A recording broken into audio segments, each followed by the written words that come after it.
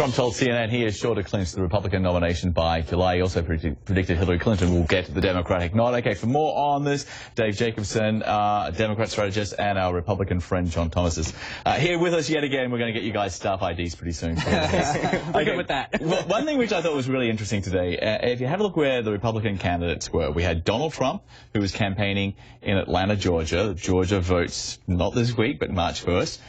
And the other two guys, Rubio and Cruz, were campaigning in Nevada. And in some ways, if you just look at the map, it really just shows how Donald Trump has been one step ahead of everybody else.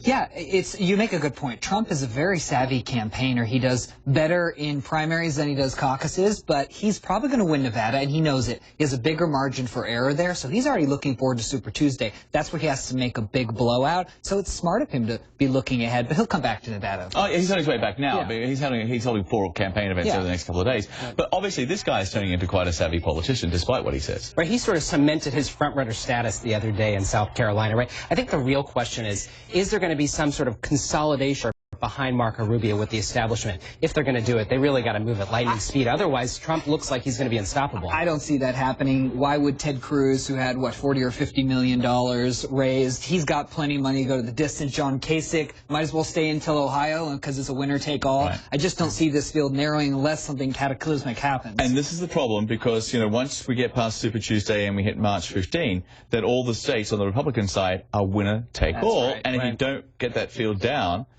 that's a huge advantage for Trump, isn't it? It's a huge advantage, you're right. And so what might happen is either Trump runs the table or it still remains a little bit fractured and goes to a brokered convention. I think either one, the broker convention probably doesn't bode well for Trump, but he could break off and run independent and break his pledge. Do you think he'll do that?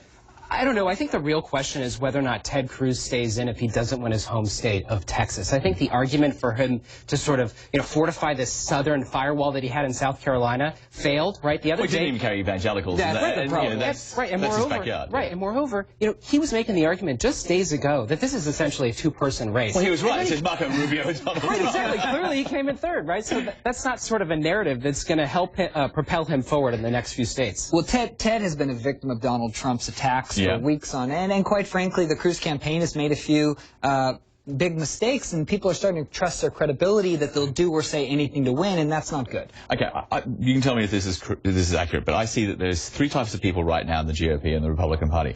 There are those that believe that something's going to happen to Donald Trump and that he will effectively implode at some point.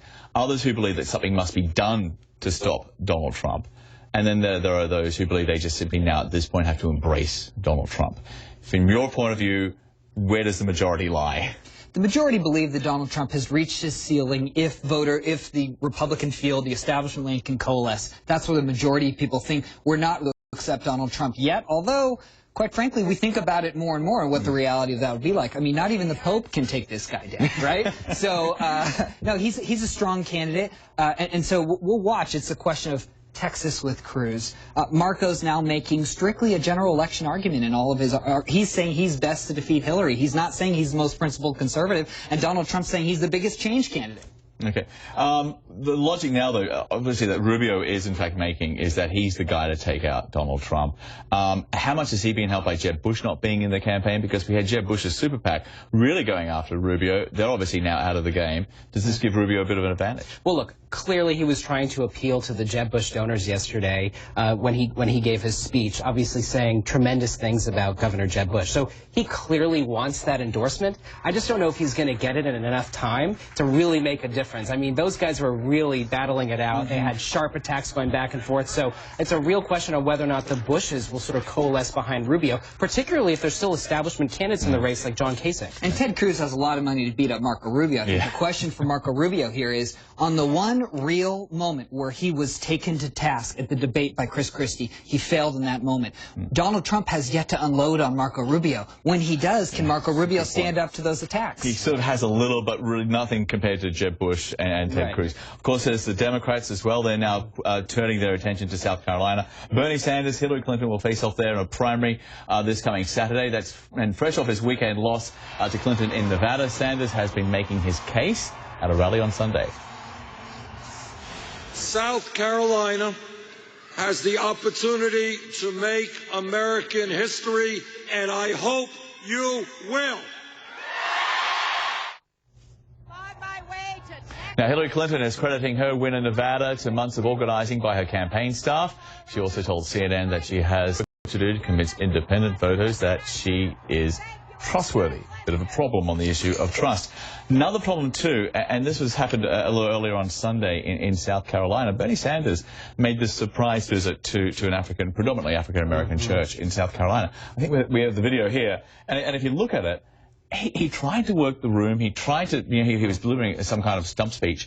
People were eating and ignoring him, and no one was feeling the burn. And I really think that this is a sign of what is to come in South Carolina, because if he couldn't do Nevada, it doesn't get any easier in South Carolina. Dave? Look, they're not buying what he's selling. Yeah. I mean, Hillary Clinton beat him by like 16 points with African Americans in Nevada the other day. So clearly his message is not resonating with that constituency. His economic sort of populist message isn't breaking through. Hillary Clinton's appealing to them. And I think this message that, South Carolina can sort of send a message and change the country, this is the same kind of expectations that he built up in Nevada. And that's why sort of it was such a devastating blow for his campaign when he lost that, when you saw sort of the dead heat polling. So, yeah, go ahead. This is Hillary Clinton's nomination to lose at this point. Nevada was an opportunity for Sanders to show that he could hold minorities. He didn't. He did a little better with Latinos than people thought he would, but he can't hold on to that African-American block. But here's the thing. Sanders still has a ton of money. In fact, he's outraising Hillary quarter for quarter. She has more money on hand, though, right now. She does. She does. But he has it. You can refill the trough with small donors $27 pretty quickly. You can. And so the thing is, if Hillary Clinton makes a mistake, which they've been known to do, Sanders will have the powder to exploit that. But it is favorite Hillary at this point. And you talk about Latino voters. We had the New York Times and Nate Silver, the famed pollster, saying that Sanders did not carry Latino voters in Nevada, despite what the entrance and the exit polls may have suggested.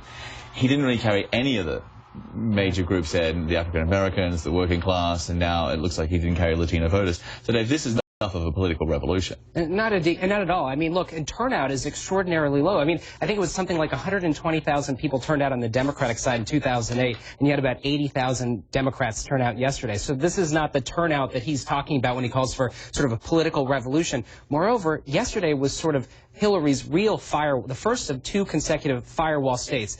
And the win yesterday sort of catapulted her campaign with the momentum that she needs to maintain that big buffer that she's got in South Carolina. 2 back-to-back wins is really going to position her well for Super Tuesday, where there's about 900 delegates up for grabs. Let's face it, Sanders' appeal is mostly to white liberals. That's really what it is. So we did get something right. But looking again, just like Ted Cruz, I think Sanders' last stand is in Texas. If he can beat Hillary in Texas, maybe there's a path there. But again, he didn't show it with Latinos in Nevada, so I don't know about Texas. I want you to talk about superdelegates, because some Sanders supporters, a lot of Sanders supporters say, hey, look, this is another example that the fix is in the Democratic National Committee. They're behind Hillary all the way, and these superdelegates, he won Iowa and New Hampshire, or tied in Iowa rather, New Hampshire, and she's got 500 delegates to his 60 or something. So how does this work, and why is it fair?